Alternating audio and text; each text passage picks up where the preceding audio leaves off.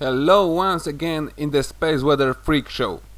For the beginning, another geomagnetic jolt, or actually two of them.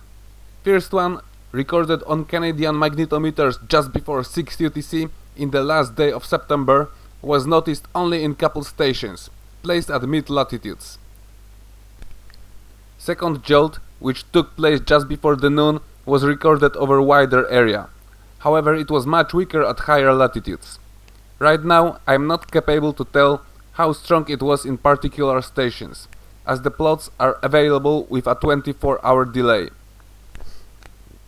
Just like before, geomagnetic activity in Canada didn't affect the magnetometers in Europe at all.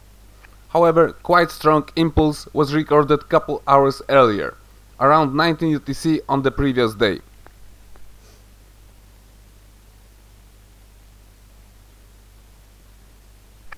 It would be hard to point out any solar activity which would explain the pulses, although there were some density spikes and unexpected flips of magnetic orientations. They don't match the time at which the geomagnetic jolts were recorded on Earth.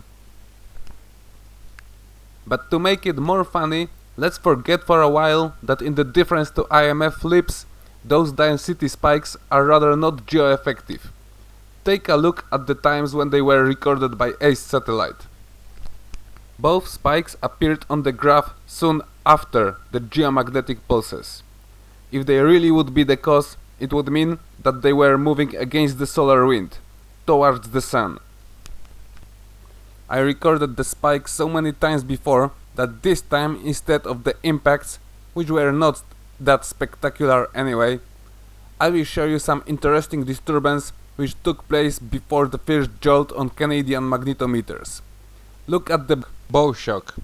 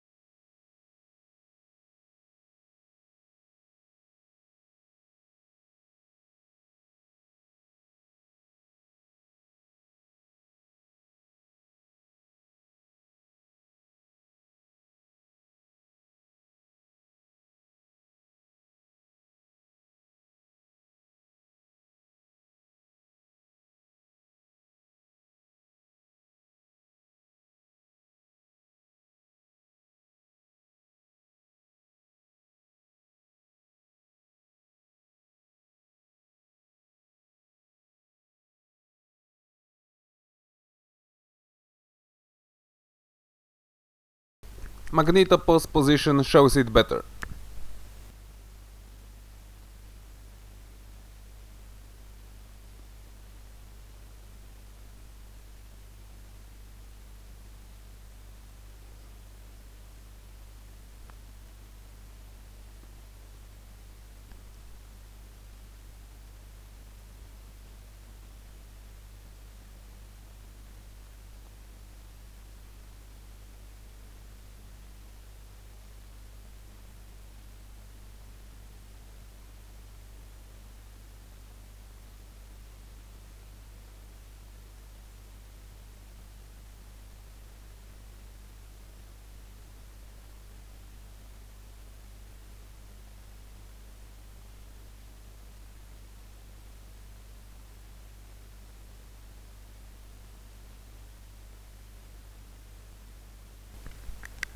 For those who don't know anything about space weather, the shape of our magnetosphere was absolutely screwed at this time. It seems that I have a problem. Space weather is calm and I can't find any interesting subject which would be worth to discuss. Of course, there was an impact of something what looks like a muffled coronal hole stream. It can be easily missed on the ACE plasma readings, but the impact is clear on the magnetic field graph. However, BZ component remained positive most of the time, so there wasn't any geomagnetic response for this event. Elevated density and velocity of solar wind caused a clear decrease of low energy field influence. Even the density of cosmic rays dropped rapidly after days of serious cannonade.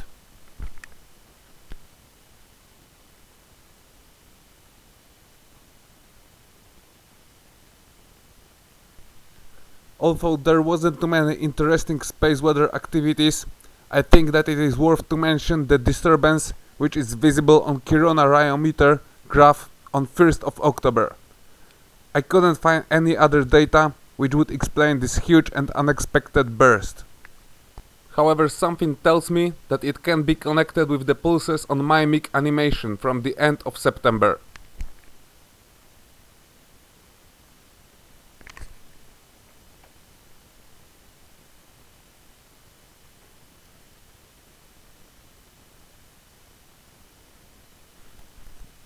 Couple days ago, I've heard in news that in Europe the level of sulfur dioxide is elevated because of the volcanic activity on Iceland.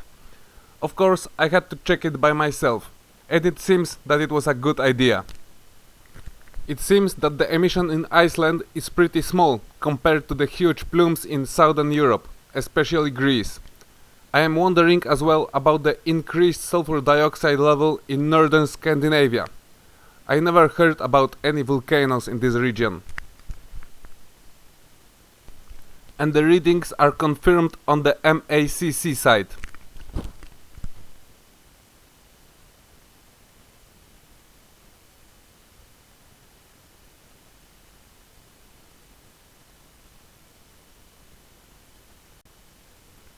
Quiet space weather gives me a nice opportunity to look at the results of the MHD simulation of magnetosphere at the time of huge geomagnetic pulse from 24th of September. Ground magnetometers in Canada started to record it almost exactly at 9 UTC. At this time the magnetosphere seems to be absolutely calm. But only when we look at it from the side. When we look at it from above,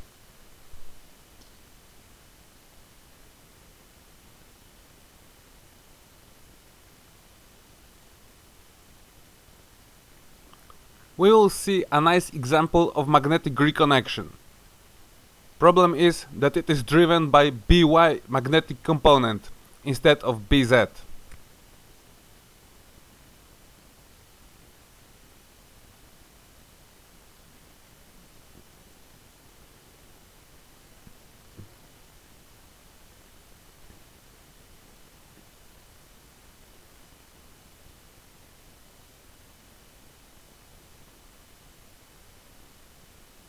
On the X-cut plane, we can see that the magnetic axis of Earth, represented by yellow bar, doesn't match the simulation, in which the axis is placed at some angle, orange line. This allows the IMF field lines to reconnect along the By orientation.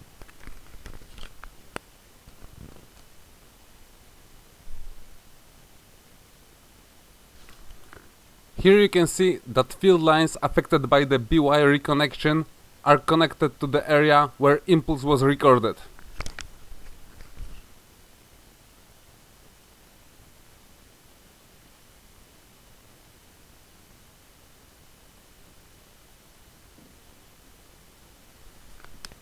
But check this out. This is what happens if we generate velocity flow lines instead of magnetic field lines.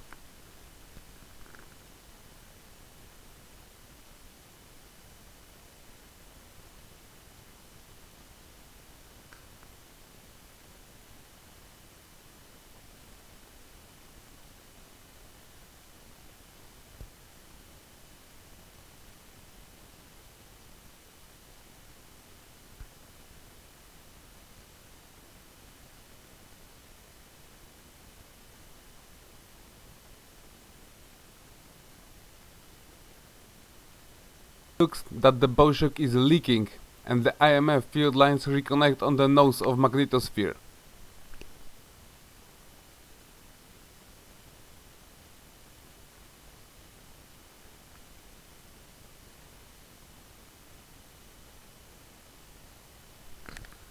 But now let's look at the Z-cut plane.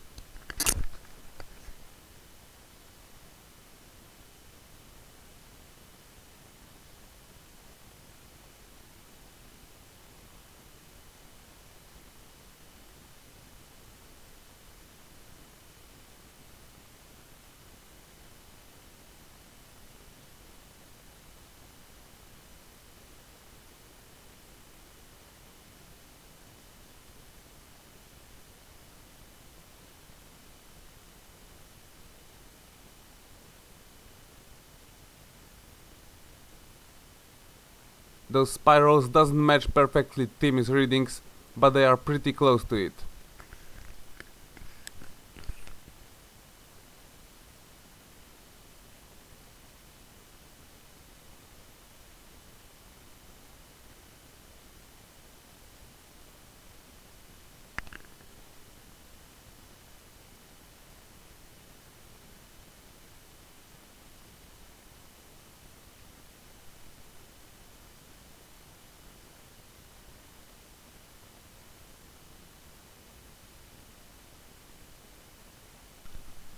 Okay, at last some action. It looks that the daily geomagnetic pulses are getting stronger again.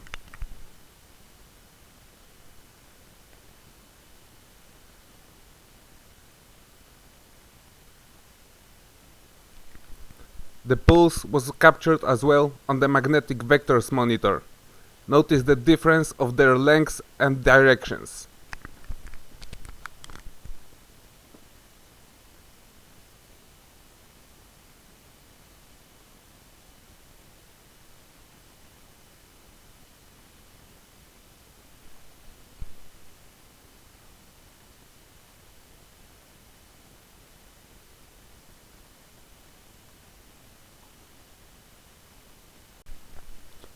Around 14 UTC on 6th of October, a 6-point magnitude earthquake took place in Mariana Islands region.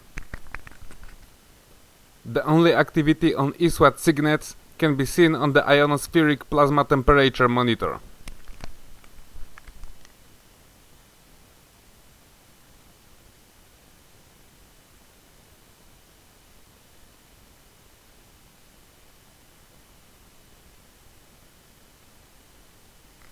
It seems that over the epicenter, energetic particles became cold just after the quake.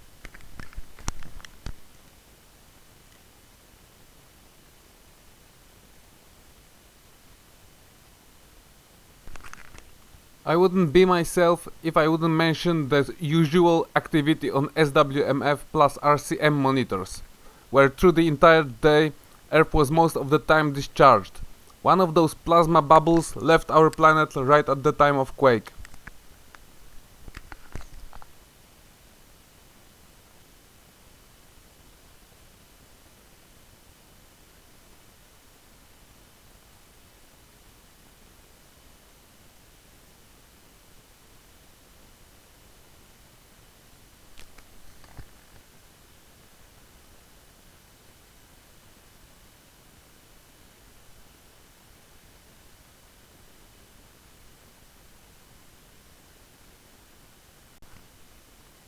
For the end, another burst on Kirona ryometer.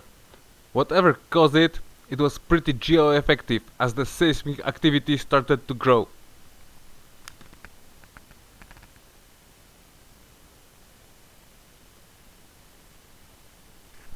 SWMF plus RCM magnetosphere monitor shows a very interesting plasma discharge at this time. Let's look at it for the end of episode. Class dismissed. Be safe. Peace.